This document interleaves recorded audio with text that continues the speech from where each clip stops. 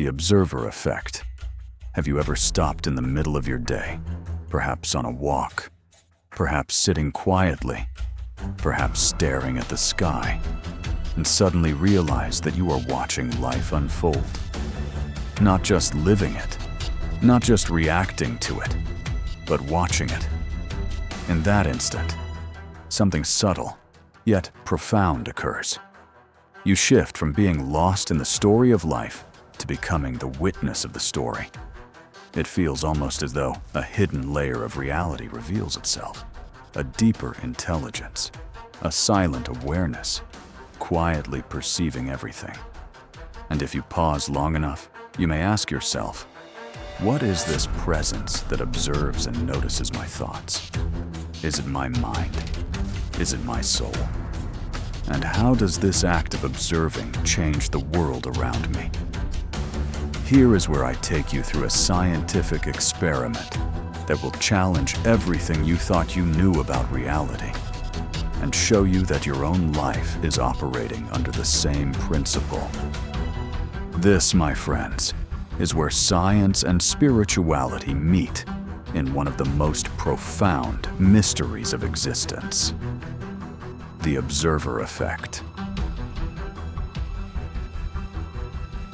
Imagine life as a vast theater. Each of us believes we are standing center stage, acting out our roles, telling our stories. But in truth, there is no single stage.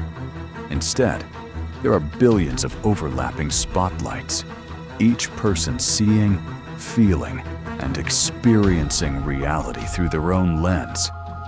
This realization is often called sonder, the awareness that every single person you pass on the street is living a life just as vivid, complex, and real as your own. Here's where it gets interesting. The very act of watching, the simple state of being aware, doesn't just reveal life, it shapes it. Awareness is not passive.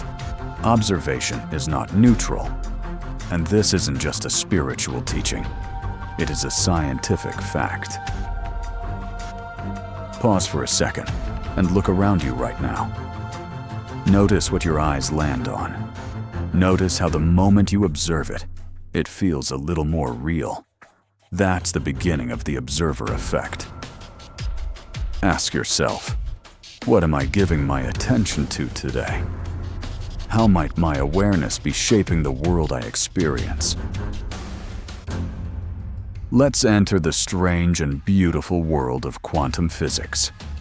At the smallest levels of existence, subatomic particles like electrons and photons, reality does not behave the way we expect. In experiments, these tiny particles exist in a state of superposition. They are not one thing or another, not here or there, but rather a wave of infinite possibilities. And yet, when we observe them, when we measure them, they collapse into a specific outcome. This is known as the observer effect. One of the most famous examples is the double-slit experiment. When particles are sent through two slits without being observed, they behave like waves, creating an interference pattern, as if they passed through both slits at once. But the moment we observe them, they behave like solid particles, choosing a definite path. Think about that for a moment. The universe itself seems to wait for a conscious observer to decide what it will become. John Wheeler, a famous physicist, once said, "No phenomenon is a phenomenon until it is an observed phenomenon." Imagine holding two possible futures in your hands, both real, both potential. The moment you choose one, it solidifies, and the other fades away. That's what quantum physics suggests happens at the smallest scale. In a few minutes, I'll show how this same principle is at work in your own mind and body. How simply observing a thought can shape your reality. Let's go beyond science into the spiritual mirror. Let's step back. Doesn't this sound strangely familiar to what spiritual traditions have been saying for thousands of years? The Bible tells us, "As a man thinketh in his heart, so is he." The Buddha taught, "With our thoughts, we make the world." Mystics, sages, and spiritual teachers across time have all echoed the same truth, that consciousness, awareness, and perception shape the reality we live in. Science may call it the observer effect. Spirituality may call it manifestation, karma, or faith. But both are pointing to the same principle. What you observe, you help create. Notice how science and spirituality, which once seemed worlds apart, now whisper the same truth in harmony. Take a slow, deep breath and let this sink in. Your attention, your observation, is not trivial. So, what is the missing ingredient in consciousness? Einstein once challenged this idea, famously asking, "Do you really believe the moon is not there when you are not looking at it?" And this is a fair question. Does observation really create reality, or does it simply reveal it? Some philosophers, like George Berkeley, argued that reality itself is entirely mental, that existence is only possible when observed. He claimed that the universe continues because God, the ultimate observer, is always perceiving. Modern thinkers extend this by suggesting consciousness is not just a product of the brain, but a fundamental property of the universe itself, like gravity or energy. This is called panpsychism, the idea that everything, even particles, carries a seed of awareness. Perhaps the universe is always observing itself. Consciousness is not a byproduct of matter, but the very foundation upon which it arises. At the core of every atom lies sheer energy, vibrant, formless, a pulse of existence governed by the universal intelligence that shapes all reality. It is here, within this living field of energy, that our consciousness truly resides, not trapped in the fixed, solid reality our senses perceive. What we see is merely a reflection, a shadow of the deeper, dynamic life of the universe in which we are fully awake. John Archibald Wheeler coined a phrase, "it from bit." He suggested that everything physical, the it, arises from immaterial information, the bit. Reality, he proposed, is a participatory process. It emerges through the questions we ask of it, through the act of measurement, through observation. In other words, the universe isn't a machine grinding away independently. It's more like a conversation, a participatory dance between matter and consciousness, between reality and the observer. And here's where this becomes personal. If the universe is participatory, then your observation, your attention, has power. The things you focus on do not just shape your perception, they shape reality itself. This means you are not a spectator in life's play. You are a co-author, a composer in the symphony of existence. Now let's bring this down from the cosmic to the personal. Think of your mind as a lens. Whatever you direct it toward, you magnify. If you observe fear, anger, or limitation, those realities become more solid in your life. If you observe gratitude, love, and possibility, those become more real. This is not just philosophy, it's neuroscience. Studies on neuroplasticity show that the brain rewires itself according to where attention is placed. Neurons that fire together, wire together.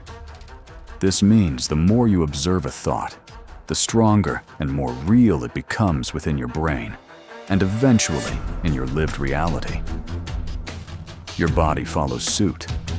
Stressful thoughts release cortisol and adrenaline, reshaping your physiology. Loving, peaceful thoughts release oxytocin and serotonin, strengthening healing and connection. Observation literally reshapes your biology. You are not just a passive experiencer. You are a co-creator. Right now, notice one thought in your mind. Hold it gently, as if shining a spotlight on it. That's the observer effect happening within you. Here is a simple but powerful exercise. The next time you feel stressed, anxious, or overwhelmed, pause and ask, who is observing this? Notice that there is a part of you that is aware of the thoughts, emotions, and sensations, but is not identical with them. That awareness is your higher self, the observer within.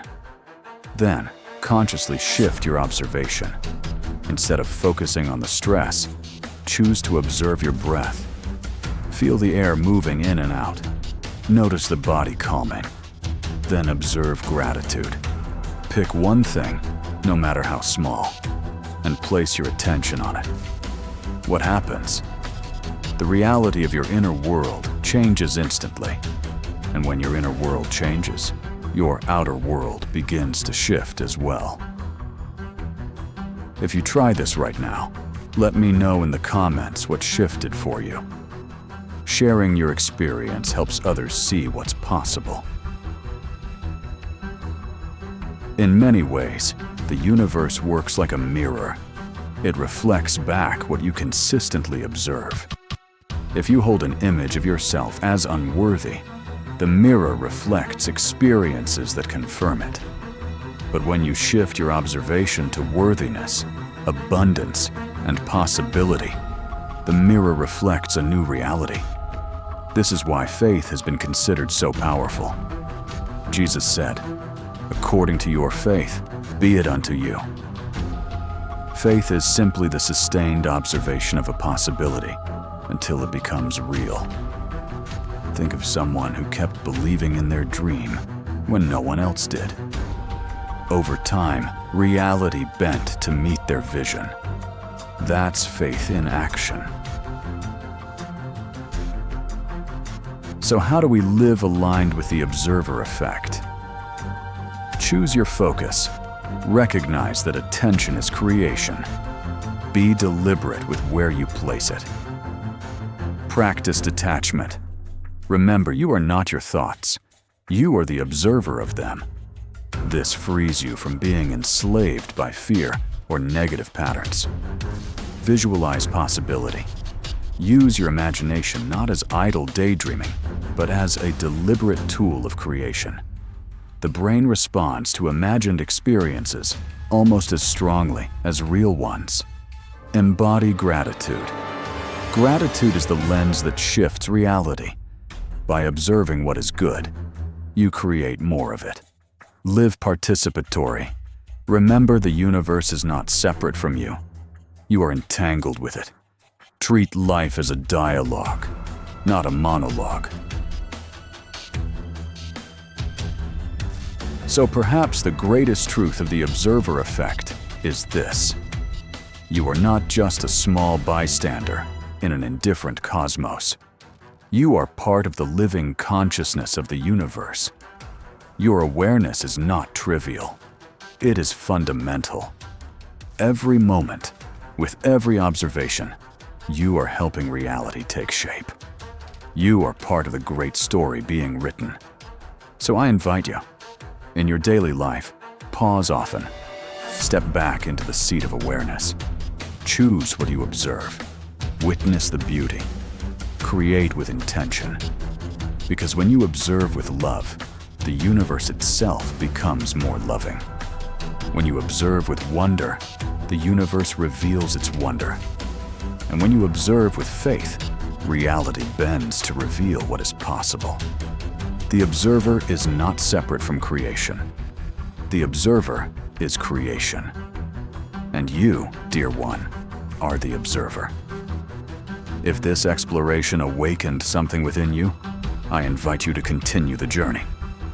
Watch my other videos on consciousness, energy, and reality creation. Share this message with someone who might need it. And most of all, practice being the observer in your own life.